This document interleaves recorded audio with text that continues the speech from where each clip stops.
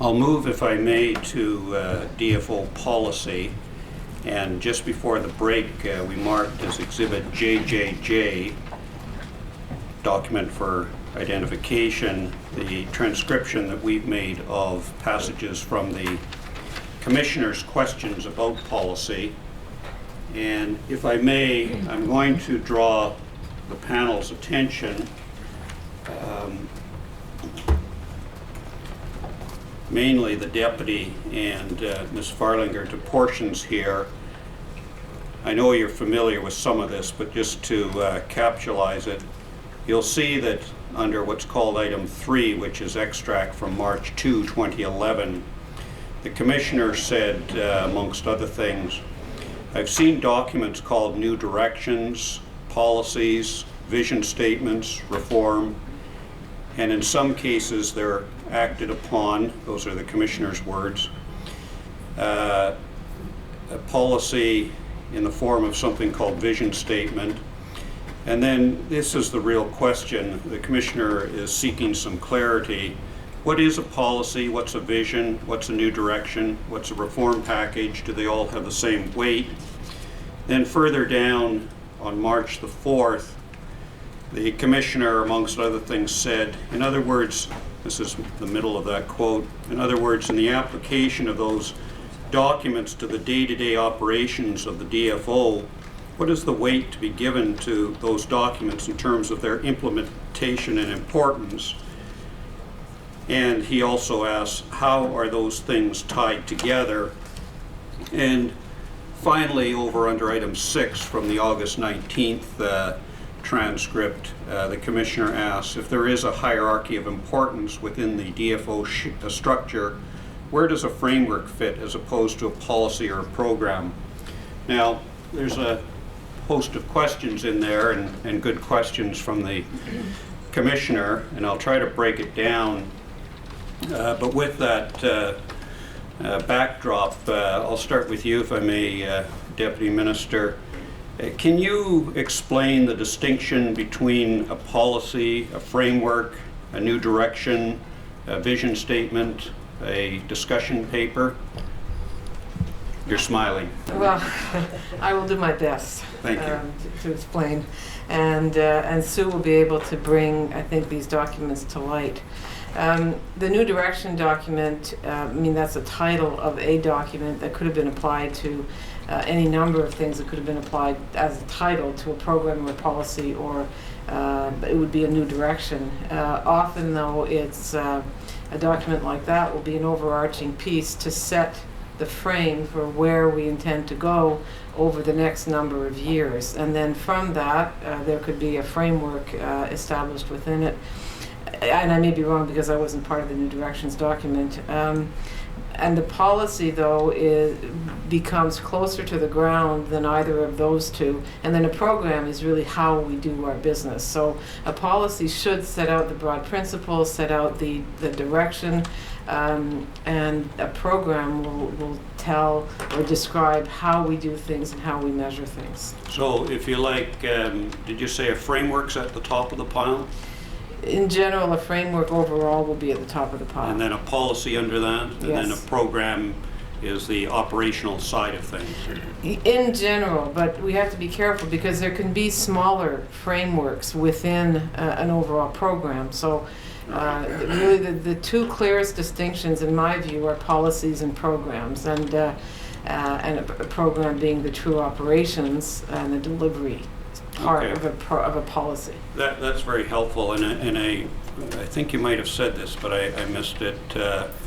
We've got framework, policy, and program, and discussion paper. Where does that fit into that hierarchy of sorts that you were outlining? A discussion paper would be used very often in the development of a policy or even in the development of a program. So it would be something that we would generate or have generated for us to think about and talk about, or even for a committee to think about in the development of a program or a policy. Then if we look or if we consider things horizontally, we've been talking vertically, if you like, for the moment. If we move to the horizontal, how do policies tie together, one policy to another, or fit together? Unfortunately, some of this has a little bit to do with the moment in time that we are in, and as I said yesterday, if I was to be the author today of the wild salmon policy, I would not have drafted it the way it's currently drafted, because it has elements of a policy, and in my view it also has elements of a program. So, and that was written in 2005, and the current thinking is a little bit different on a program versus a policy. And then the relationship between certain policies. We in the department are working towards as much integration as we possibly can in our policies, so to make sure that what we are establishing in policy, whether it's for habitat or for ecosystems or for fisheries, are linked together in a certain direction, which is why we have the governance structure that we do, to make sure that even though a document will be even though a policy document will be specific to a topic, it should in fact be linked to other policies wherever possible. It's pretty clear on the evidence when a program ends. It ends when the funding stops, or it ends when the program says it ends, or when another program is replacing it. Is there a way to know when a policy ends? And this is a big debate always in policy circles, but generally policies, unless defined in the policy itself, will be ongoing until replaced by a new policy. All right. And so we have in the federal government what we call policy shops. So we have centers of policy making, and they will consider whether or not a policy that's under development should be time limited or should be ongoing. So as you know, the habitat policy that we currently have was written in 1986, and no one has changed it since, and so it is a live and active policy. If it gets changed, it will then be a historical policy and not applied. All right. Ms. Farlinger, the deputy alluded to this at the beginning of her evidence in this portion, I think, that you might bring to life policy and program. Picking up on what the deputy has said, are you able to bring to life, as one might say, policy and program from a regional perspective, how they fit together, what they are and how they fit together? Well, I can certainly try. The distinction between program and policy, as the deputy said, is really the primary one. It's probably useful to know that policy comes in a number of forms, and it has sometimes come in the past as a form of ministerial announcement. It has come as a documented policy like the habitat policy or like the wild salmon policy. And more recently, we have seen collectively the attempt to bring those policies together, update them, and make them coherent. So maybe I'll pick a couple of examples. If you were to look at the program we call PICFI, that is funding to implement certain activities. And the policy that backstop that is Pacific Fisheries Renewal. And so then we understand that we use the programs in PICFI that are funded to advance the policies which are set out in terms of Pacific Fisheries Reform. I'm sorry, it's a bit of a challenge in itself getting the names right. On the same side, if you look at Aboriginal programs, like the Aboriginal Fisheries Program, like the Allocation Transfer Program, and in fact the PICFI program, they are influenced by Aboriginal fisheries policy, which was also entered into evidence, I think, setting out how Aboriginal fishing would take place and how monitoring and enforcement would take place. And more recently, there is policy on how Aboriginal agreements are set out, how payments are made, how reporting gets made. So those are the policy elements. But the AFS program, the ARAM program, the PICFI program are program elements of that. Now we have policy and programs policy on the various elements of fishery management. For example, we have across the fisheries allocation policies. And those have to do with who gets what and what the priority of who gets what is. That works together with the conservation-based policies. In some cases, for example, in salmon, the expression of the very broad international and Canadian precautionary approach is the wild salmon policy. So they are, in fact, elements of the same thing, but the wild salmon policy says for the biology of this fish and for the way in which the fishery is prosecuted and for the environment in which it works, this is how you would implement the precautionary approach. So they are nested in a sense from our international obligations, our Canada-wide policy. There is a government-wide policy on precautionary approach, and this is how it applies to Pacific salmon fisheries. And we have it in other parts of the country and other policies to apply to other fisheries. We have policies, for example, that came out of the New Directions framework, and that was work done by the minister with the region around salmon back in the late 90s, 2000, that said, we're going to tell you these things. We're going to create policies. And we're going to talk about consultation and how it will take place. We're going to talk about salmon allocation and tell you what the priorities are. We're going to develop a wild salmon policy. We're going to develop a selective fishing policy. And then the programs which we have, which go on, which broadly in this instance are fisheries management for salmon, respect those policies. So policies are hierarchical in the sense that they need to become more detailed as they are applied more specifically. And programs are things that go on and are influenced and directed by the policies. So I don't know if that's helpful, but. In a regional context, that's largely an operational end of the department, is that right? That's right. Our responsibility in the region is to implement the programs of the department in line with the policies of the department.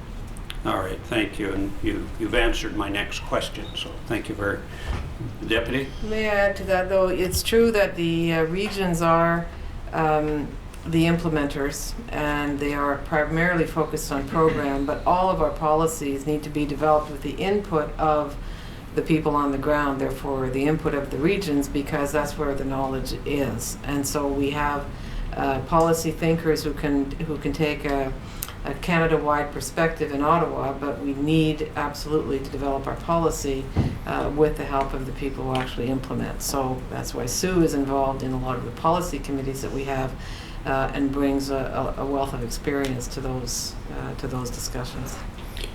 And what you're saying, as I understand it then, is the region has a role in policy development, which is ultimately developed, and then the operational side, if you like, the region being largely the operational end, is the one who then takes that and implements it. That's right. And just a couple of further questions on this, if I may. Would it be right, Deputy and Ms. Farlinger, that within the region, the more senior the official, and Ms. Farlinger, you're the most senior official in the region, of course, the more you would be involved in policy development and then coming back overseeing the operational end of things or the implementation of policy, and as you move down the regional hierarchy, the people will be more and more strictly operational. Yes, that's a fair comment. Right. Now, on December the 16th last year, and Ms. Farlinger, you gave evidence at page 17, and I don't need to take you to it as such, but if you think you need to see it, let me know. You gave evidence then in answer to a question from the Commissioner, and the gist of the Commissioner's question was that he asked which of the policies that you were referring to that day fell under the direct responsibility of the region for administrative purposes. And you may recall that you were asked by Mr. Timberg about a number of policies which are all exhibits in and around the range of exhibits 260 and into the 270s as numbers. You were asked about them and you gave evidence, and then the commissioner at the end asked what I just said. And you gave evidence then on page 18 and following as to which of those policies is national and which is regional. I just want to pick up on that because as I understand the commissioner's question, he wanted to know, and your evidence was helpful there, but he also wanted to know which of the policies fell under the direct responsibility of the region for administrative purposes. And so a further question I have of you then, picking up on the commissioner's question, in terms of responsibility for applying policies in the Pacific region, whether it's a national policy or a regional policy, who's got that responsibility? At the operational level, I have the responsibility for ensuring the programs that are delivered here in the region are delivered consistently with policy, whether it is regional policy or national policy. In a sense, all policy is national policy because we couldn't have a policy here in the region that had not been approved and managed through the national policy process. The reason we would have one specifically here is, for example, in the case of the wild salmon policy, we have Pacific salmon. We need to remember also that the minister is the key policymaker for the department. That is the role of one of the key roles of a minister, and my role would be to advise the minister once on the bigger policies, and sometimes even on some fairly narrow policies. And it's always the minister's prerogative to decide whether or not to become involved in the development of certain policies or the approval thereof. All right, thank you. Could we go to Commissions tab 2, please? This is a fairly lengthy document. It'll come up on the screen as the first page. It's a list of treaties and acts and regulations, agreements, policies, programs, and procedures regarding fisheries management on the Pacific coast. Ms. Farlinger, do you recognize that document? Yes, I do. Can you say what it is as you understand it?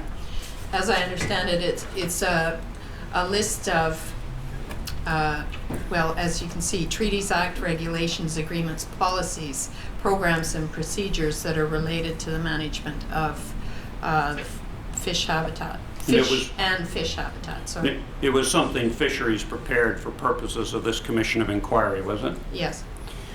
All right. This is a approximately 50 or something page document. I'd ask that that be the next exhibit, please. Exhibit 1923. Now, within that document, there are hyperlinks to various policies that are there. And I have a CD. I talked to Mr. Wallace and Mr. Lunn. And I think the best thing is to mark the CD, which are the hyperlinks, as a exhibit. They're all on Ringtail. All of the participants have access to them through Ringtail. But after this commission concludes, there won't be Ringtail. At least not for this, so I'm proposing to put in the CD. I see that I don't actually, I do on the back side have enough space if you put a stamp on it. So I ask. Yeah, I think that's probably appropriate, Mr. Commissioner. I do note that the CD contains some things that perhaps aren't typical or entirely appropriate to be exhibits, such as legislation, but in the interest of efficiency and accessing the documents that are listed, I think this is the most sensible approach. Do you wish that to be made a sub-document of the 1923? I think a sub-document would be appropriate, yes. It'll be marked as 1923A. I'm sorry, will participants be given a copy of that? We can make a copy. It's all on Ringtail, Mr. Harvey. With all due respect, I think that getting a copy to all the participants would be helpful. We'll make a copy available, yes. And Mr. Commissioner, we'll endeavor to make the links somehow accessible on our website, if that's possible as well. In fairness to Mr. Harvey, his reaction was about the same as mine. Now, from that document, Ms. Farlinger, there was a subset listed, and that's at tab 15 of Canada's Book of Documents. And this is something entitled Selected Examples of Policies Related to the Management of Pacific Salmon and Habitat. It's dated May of 2011. Do you recognize that? Just a moment, please. Yes, I do. Now, it's divided into 4 categories: conservation, sustainable use, consultation and decision-making, collaboration and co-management. Without, for the moment, worrying about the policies under each of those, is that a fair categorization of the policies that apply to Pacific salmon in the Pacific coast? Yes, it is. And would it be correct that there's overlap between those categorizations, such as, for example, the wild salmon policy is listed under a couple of them? Yes, that's true, and I also note that there are some programs in here Yes. rather than policies. Which are those? I would talk about, for example, the Pacific Fisheries Adjustment and Restructuring Program under, it's number 5 under sustainable use. Any others?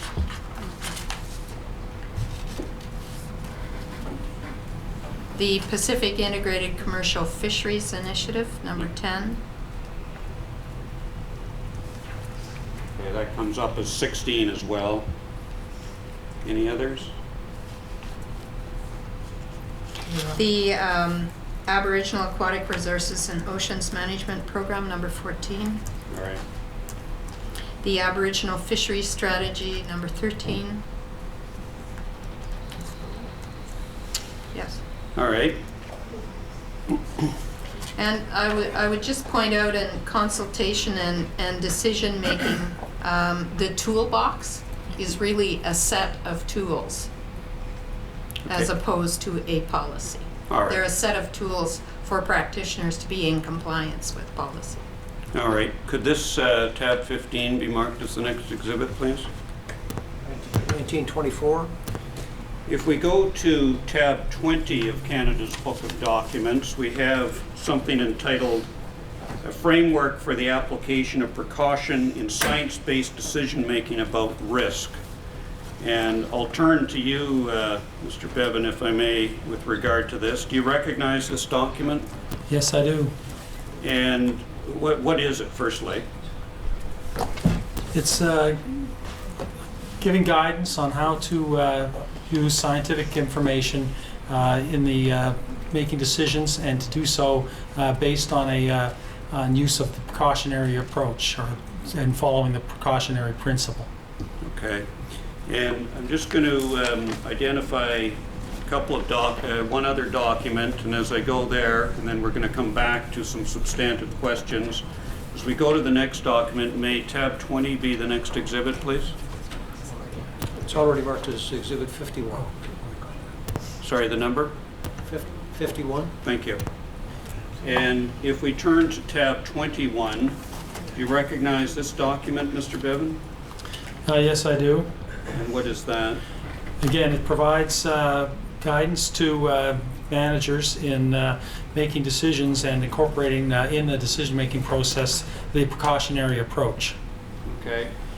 And may we mark this as an exhibit too, please? It's I also believe it marked may as already. 185. Okay. Sorry, what is it? 185? Now, let's take tab 21, which is exhibit 185. Do you know the approximate date of that document? It's a few years old. It must be in the early 2000s, I would think, based on the appearance of it. It does lay out the precautionary approach, but I would note that we have used it for some time, the precautionary approach, and would have some nuances around how this approach would be put in place in today's context.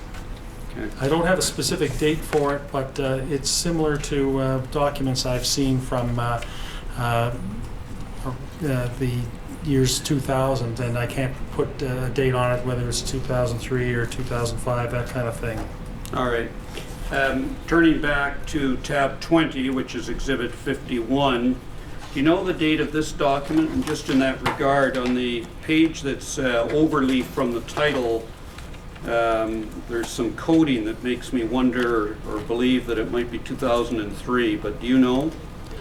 I share your view on the meaning of the coding, but I have to confess I haven't got a specific date for this one. But again, it's a document that is consistent with the kind of work that was being done in the development of the precautionary approach at that time, around the first half of the 2000s. Okay. And if we again go back to tab 21, Exhibit 185, at the bottom of the first page, there's a footnote. And can you tell me if you've got a comment about that first footnote there? Yes, that footnote would refer to the fact that these documents are not made in absolute isolation. They are informed by legislation, including the Fisheries Act, Oceans Act, and Species at Risk Act. And while each of those acts in and of itself don't necessarily deal with the precautionary approach, for example, the Fisheries Act does not provide the minister with guidance in how to use the discretion that the Act provides the minister in terms of who gets to fish, where they fish, how they fish, with what gear they fish.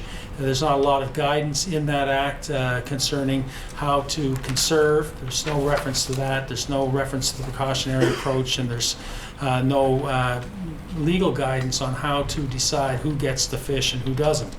But that Act is not in isolation. We have the Oceans Act and we have the Species at Risk Act, which move down the spectrum to providing more protection for species, etc. And moreover, we also have things like the UN Fisheries Agreement, UNFA, which is something that the Canadian government has ratified, and that brings some legal status to that and in terms of obligations for the government.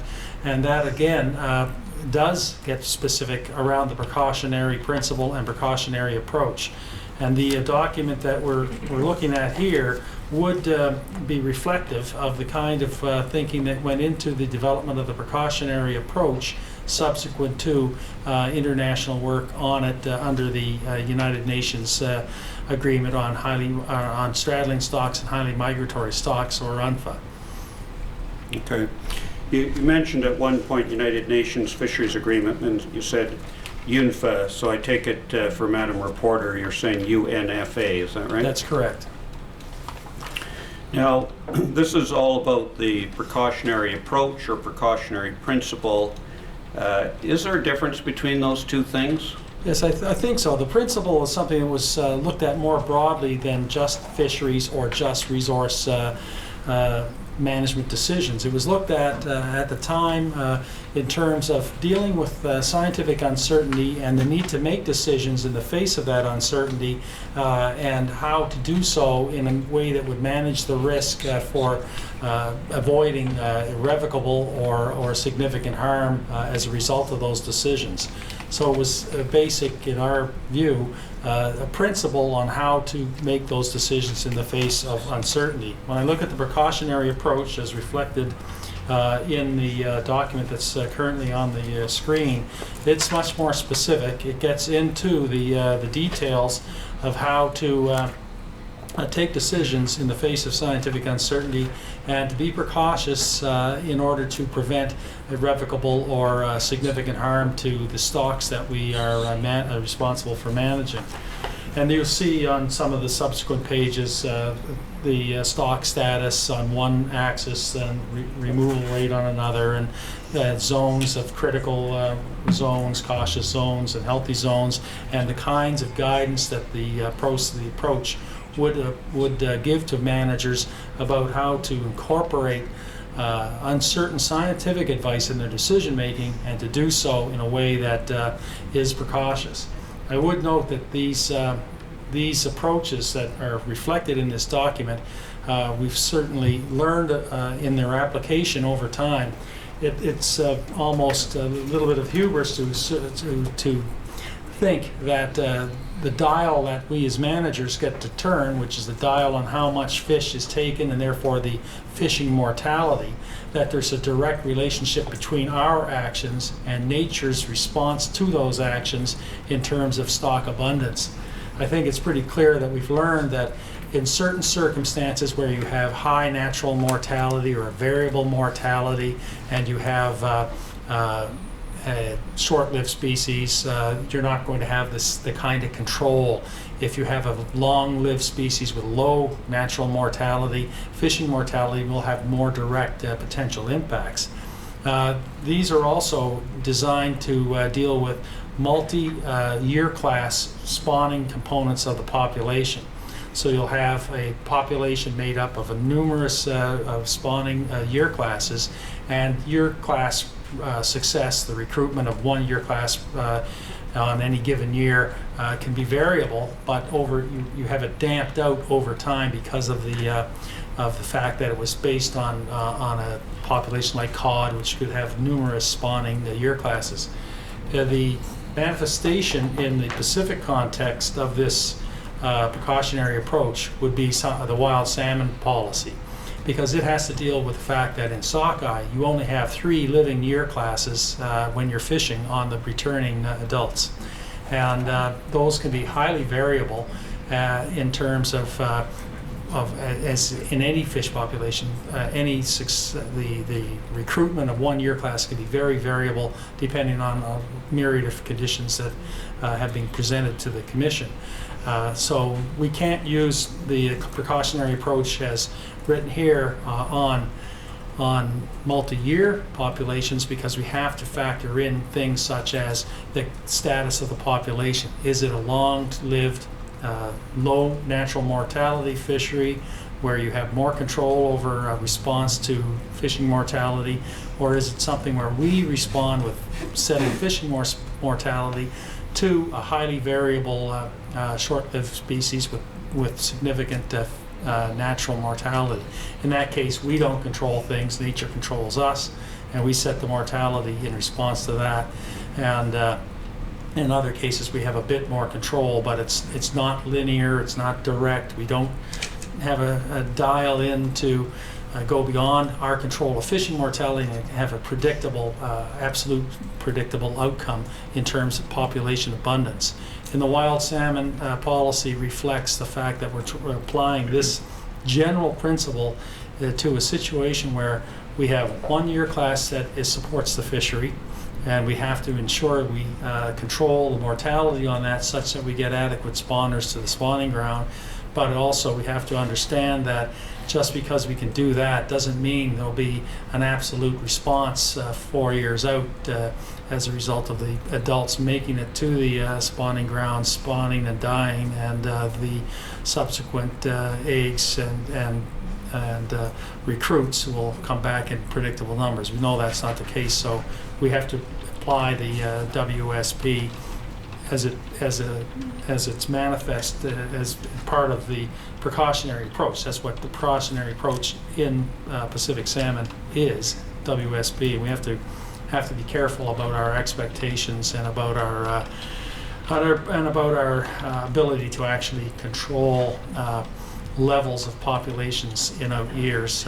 We just have to give nature a chance in terms of making sure we don't do it. So we can't guarantee success. We can certainly guarantee failure if we set harvest levels at a level that will preclude any reasonable level of spawning stock, but we don't have the other flip side. We can't guarantee a predictable outcome from controlling fishing mortality. So I just note that those are some of the nuances that we've learned in the last few years of application of the precautionary approach.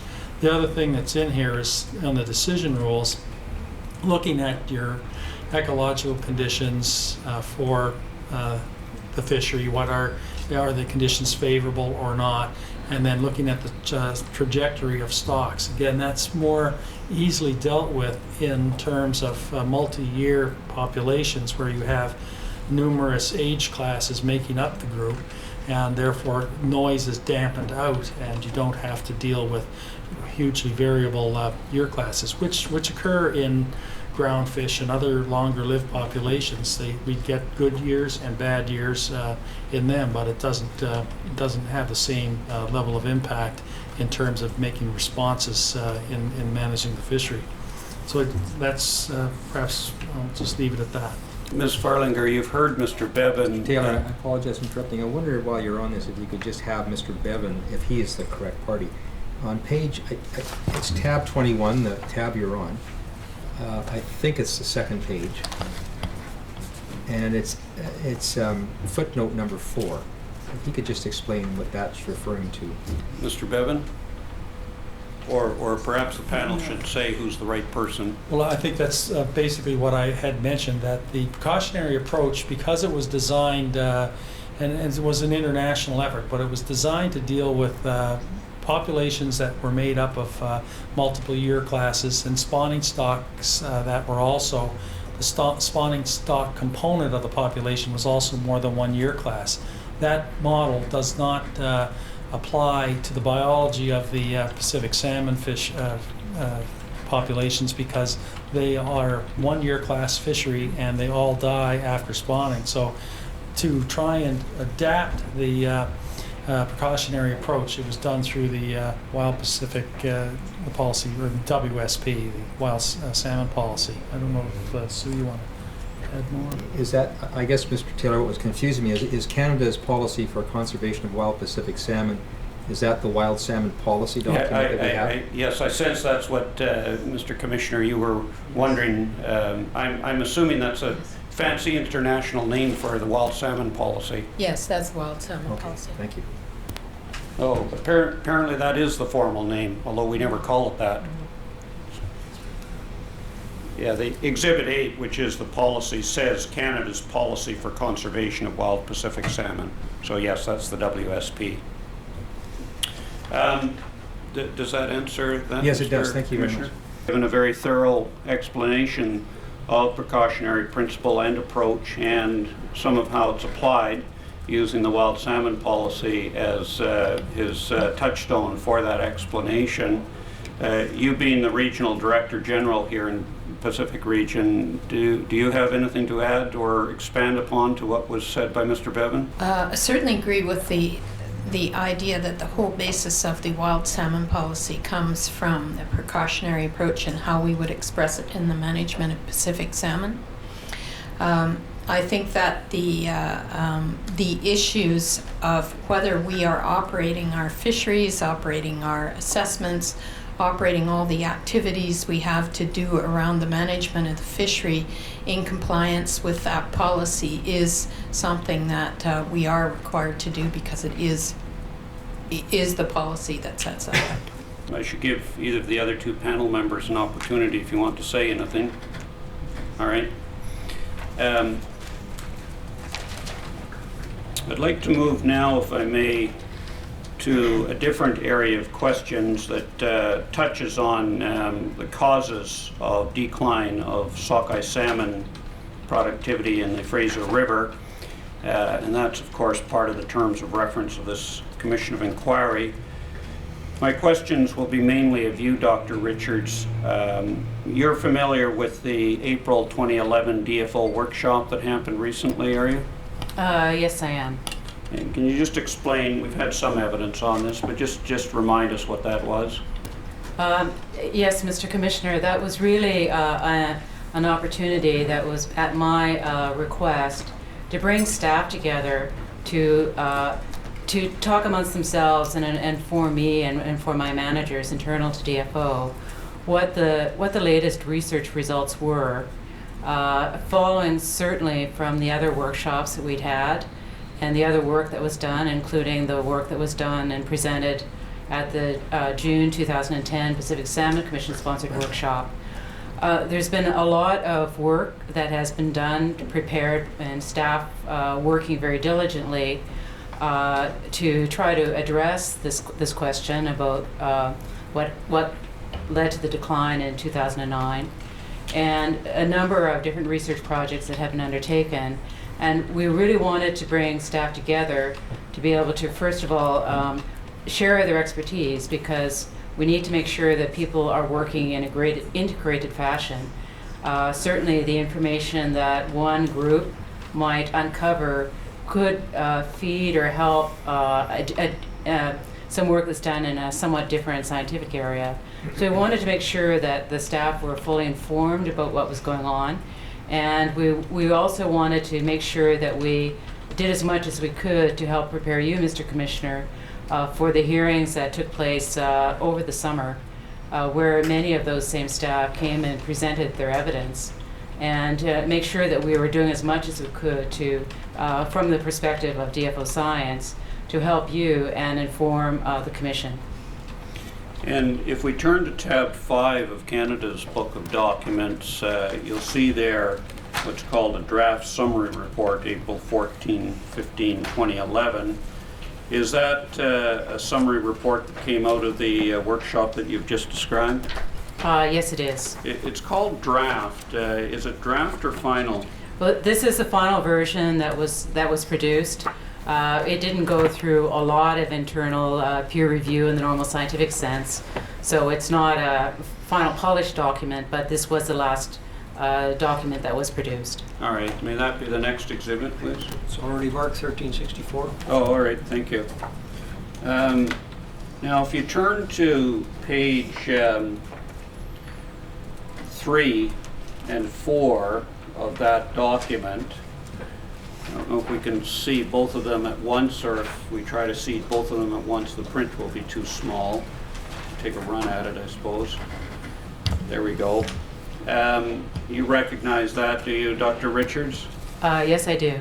And that's a graphic way of showing the relative strength of evidence and likely or possible or unlikely level of certain possible causes being the cause. Is that right? Yes, it was. And more specifically, Mr. Commissioner, what we wanted to do was, because we had known, or because of the way that the information was presented in the Pacific Salmon Commission report, and because of the importance of that report in terms of evidence here, we wanted to portray our current information in that same format and following that same way of presentation, so it could be as clear as possible. All right. And the Pacific Salmon Commission report you're referring to is the one that came out of the June 2010 symposium, is it?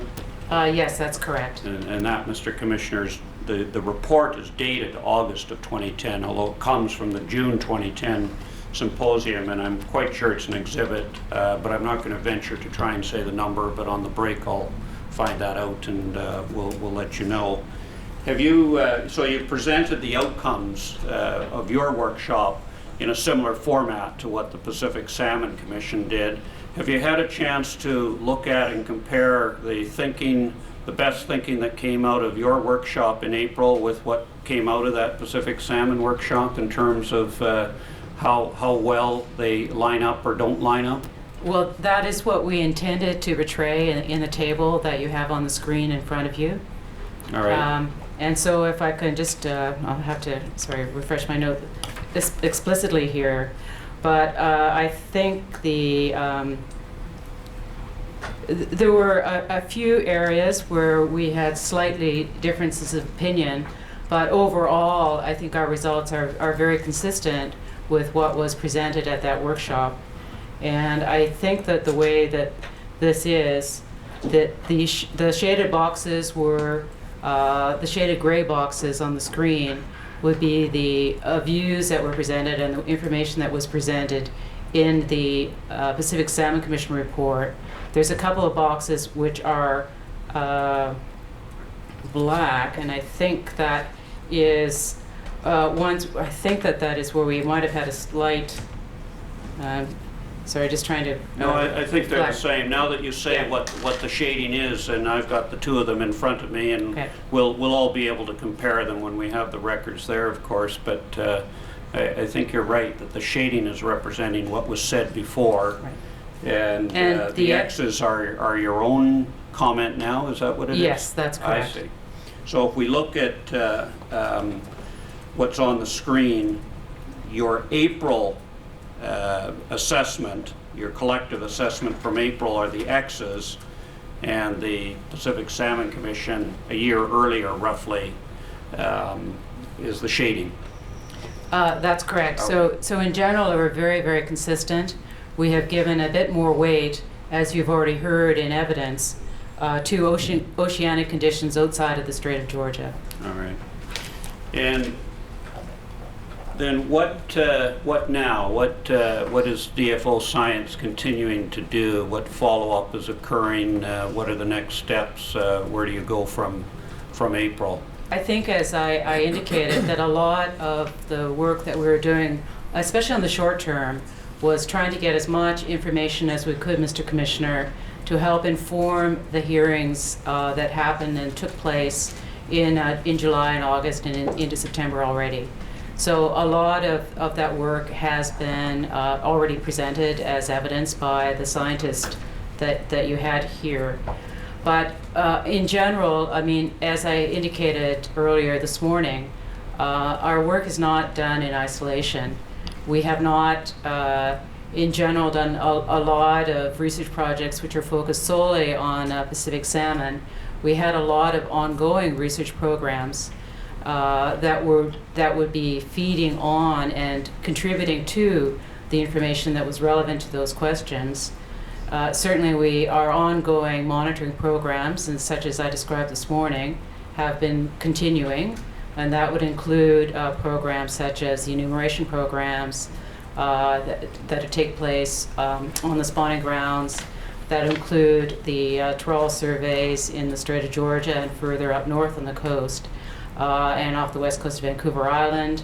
That would include a lot of the oceanographic information that would help, again, feed information on ocean conditions. So certainly we are continuing some of those programs which have been ongoing. There were a few programs that we have undertaken that I think were in part work that we have done to really try to address more specific questions that were raised. One of them I also referenced this morning, which was a program we started last year in 2010 to try to get more information on juvenile salmon within the Strait of Georgia, and also the condition of those fish. We are doing some sampling program, and the juvenile salmon that are collected from that program, we are doing a series of fish health tests on. We're looking at histology and various other diagnostics to look more generally at the state of health, and that work was actually referenced in Dr. Kent's report. Certainly, we are continuing on some of the other higher profile issues. We heard a lot about the work that we're doing on genomics research.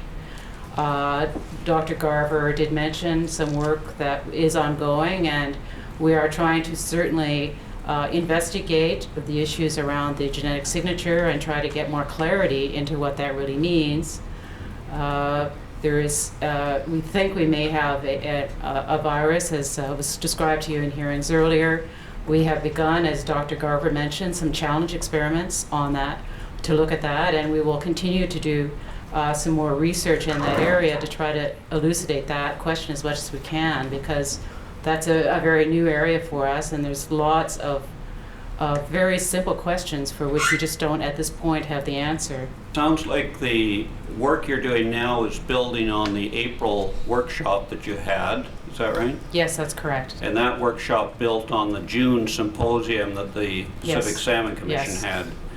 And that Pacific Salmon Commission symposium, was that attended by fisheries scientists? The Salmon Commission Symposium was attended by quite a broad group. There were scientists from both within and outside of DFO. We had significant participation from U.S. scientists. We also had, at least as observers there, some members from the Fraser River Panel portion of the Pacific Salmon Commission. So that was attended by a broad group of both government and other scientists. outside of government, both within Canada and the United States. All right. And before that June 2010 symposium, there's some evidence on this, but as I understand it, there was a Simon Fraser University workshop or symposium in about January of 2010 or December of 2009, is that right?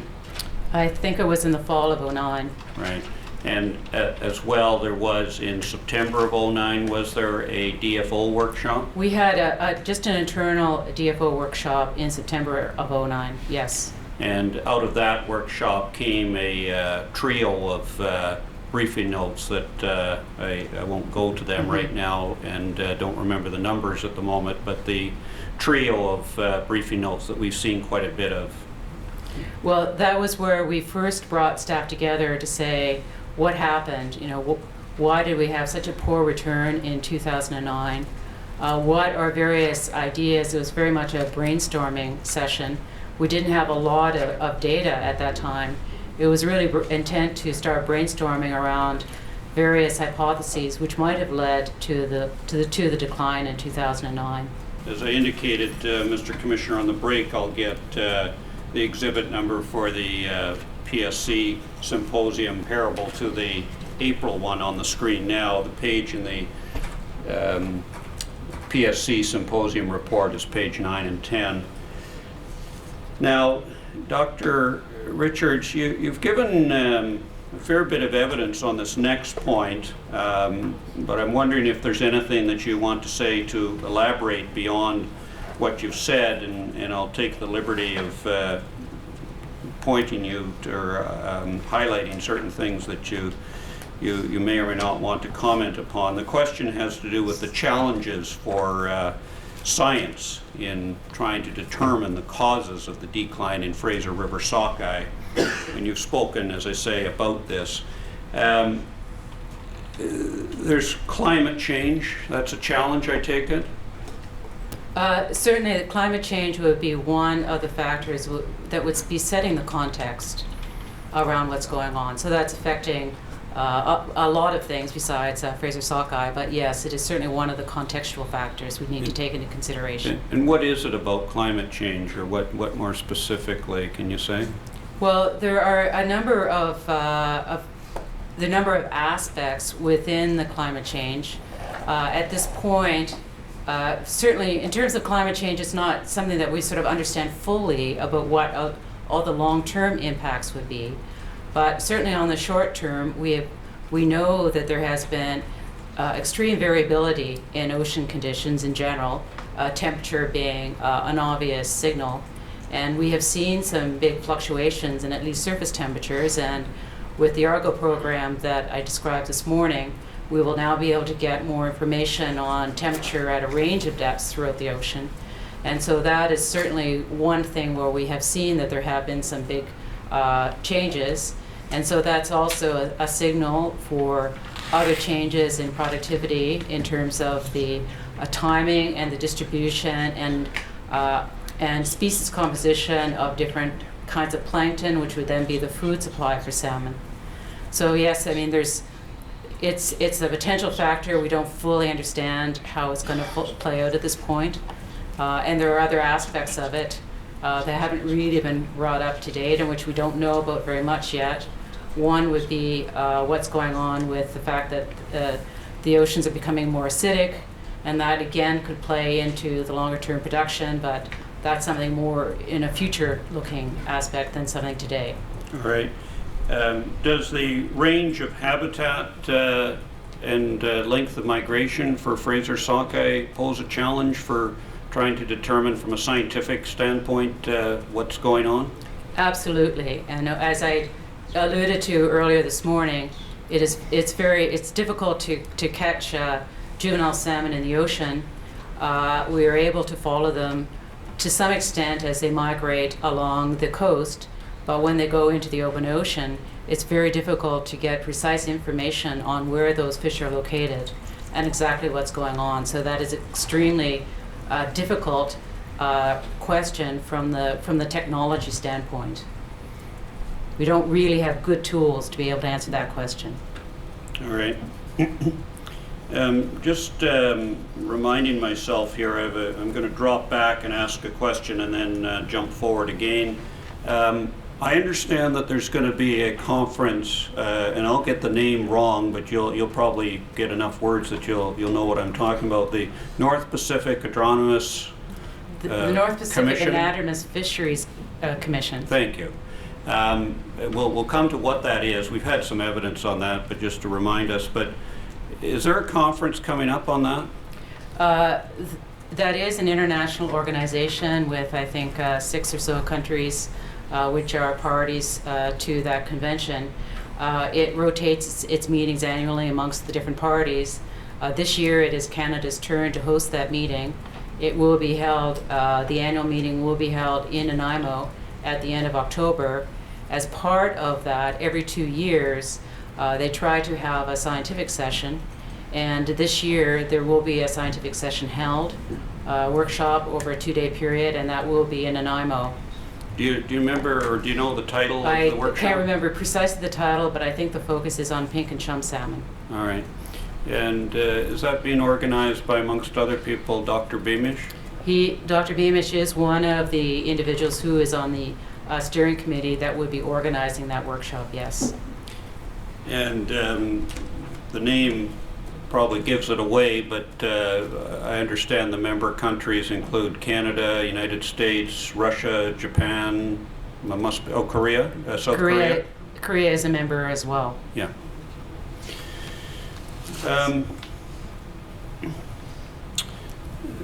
I'll bring Ms. Farlinger into this next question along with Dr. Richards, if I may. How would you characterize the current state of Fraser River sockeye salmon in terms of their health and as a population? I'll start with you, if I may, Dr. Richards. Well, I think our most current information on that is contained in the report, again, that I referenced this morning by Sue Grant, who has looked at benchmarks for Fraser River sockeye. And, you know, in general, that we have a very large number of stocks. There is a variation in the conditions of those stocks, and some of those stocks are doing very well, and others are doing less well. Ms. Farlinger, did you want to add, from a manager's perspective, what you see as the current state? I think something that has become more evident in management over the last few years, and it's entirely consistent with Laura's comments, is that the fluctuations between individual stock productivities and returns from year to year, the timing of those stocks and a number of biological characteristics have become more variable and less predictable than they were, or at least they were considered to be 20 years ago. So I think I would characterize it from a manager's point of view as being more uncertain and more dependent on actual in-season returns than what we've been able to predict pre-season. Does that underline the importance of in-season planning or in-season management? Well, it certainly does, and there is always pressure, of course, on the science folks to tell us and to tell others what the salmon returns will be in the following year, and I've taken personally to characterizing it much like weather prediction. We can tell you within 3 or 4 days fairly accurately, but maybe 6 months or a year in advance, I think we've come to realize that we must depend on what we see in season to actually manage those things that we can manage, such as the harvest. Could we turn to Exhibit 1852, please? This is an updated productivity chart that has been prepared, and that's not what I'm thinking of. Okay, maybe 1851. It's the productivity chart that was recently updated and put in as an exhibit. Exactly, thank you. Now, firstly, Ms. Farlinger, you recognize what that is, do you? Yes. Is in particular the very right side of that chart a graphic depiction of what you were just speaking of in terms of uncertainty, unpredictability? You can see the last few years there. It certainly is in some ways, but also important to remember that this looks at Fraser Sockeye in totality, and not only is there more variation in the total run size, there's also more variation in productivity amongst the individual stocks and changes in run timing and other things that have been influenced by a variety of factors, some of which we can measure, like in-river temperature, and others of which we haven't been able to. So it is a representation of that, but I just point out it's the entire stock complex there. All right. Mr. Bevan, do you have anything to add or comment on in terms of how one manages in the face of unpredictability and uncertainty? I think the first thing is not to assume any degree of certainty. And as I noted on the discussion of the precautionary approach, that approach was based on an assumption of some higher level of correlation between our activities as managers and the response in the natural system. It also has things in it like maximum sustainable yield, which is an assumption that you can have a sustained yield of a high level based on a higher level of population. Well, that would assume a steady state, and we've rejected that as a reality, and we have now to adopt an attitude that things aren't steady, that we have to deal with highly variable ecosystems, and that we have to deal with a higher level of unpredictability than we have in the past. And we have to reflect that in our caution, because as I mentioned, there's no guarantee of success in the case of turning down fishing mortality, but there can be a guarantee of a disastrous outcome if we maintain levels of fishing mortality in the face of highly variable realities, and that we're not adaptable to responding to that level of uncertainty.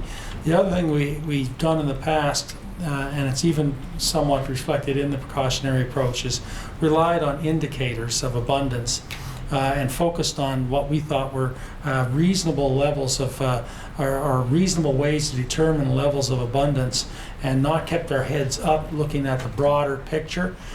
We need to do that. We need to be very careful not to get too narrowly focused in the face of the high level of uncertainty. Keep looking at all sorts of other potential indicators and help that inform decision making, so that we don't look at a test fish result in isolation of other indicators of oceanographic productivity, or as we do now in the region, could certainly give better a description of it, looking at models for flows in the river, etc. So we have to broaden out our perspective on what's influencing the populations in nature, and even in the face of high levels of uncertainty, try to make decisions that are reasonable and balanced between opportunities to fish, but also balanced in terms of being cautious and not taking too high a risk, especially in the face of uncertainty. The higher the uncertainty, the higher the potential risk of any given action, and you have to react accordingly, and you can't get seduced by the desire to find a way to have certainty in science when it's not realistic to get there. Okay.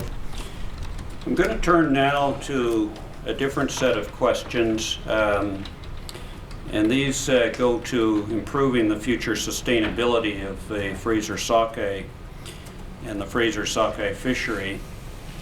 And I'll start these questions by turning to Ms. Farlinger and ask about some more about the wild salmon policy. I want to ask about it in the context of collaboration and integrated approach to fisheries planning. Where do you see, if at all, Ms. Farlinger, the wild salmon policy fits into collaboration and integrated approaches? The Well, the wild salmon policy, particularly in Strategy 4, and in the basic principles, really outlines that this needs to be a collaborative effort. As you've heard, there are a variety of members of the public, First Nations, recreational, commercial fishermen, environmental groups, all, and the general public who have an interest in salmon, and also that the topic is exceedingly complex.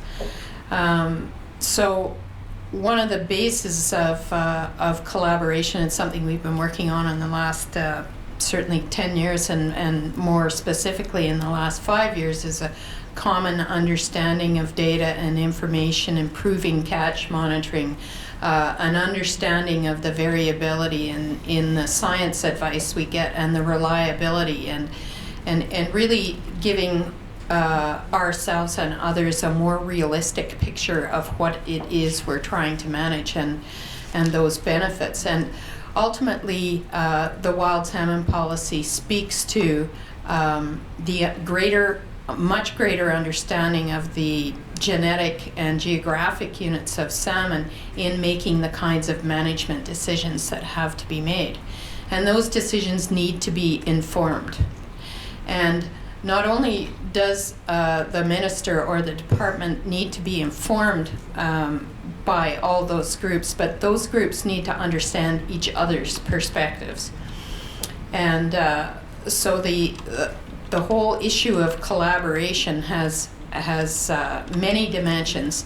And one of the basic things we've come to understand through some of the work we've done over the last few years is that a very strong catch monitoring system is better for fisheries management. It's better for conservation because scientists can understand removals and the impacts, but it is also very much better in terms of improving the trust and collaboration between groups. And so that's one of the aspects of collaboration, that is a common understanding of information and trust and reliability in the information that is provided from all sources, not just the science that comes from the department and outside the department, but the monitoring that and people's confidence in each other's numbers, very significant in terms of getting the best possible advice for decision makers. And Strategy 4 really speaks to that there will be trade-offs, there will be public policy decisions here about conservation units, about the risks, about the, as David explained in the precautionary approach, about the potential for long-term harm. And those things really need to be informed by a collaborative process. Okay. Is this a okay time to take a break, Mr. Commissioner? Yes, thank you, Mr. Hearing will now recess for 10 minutes.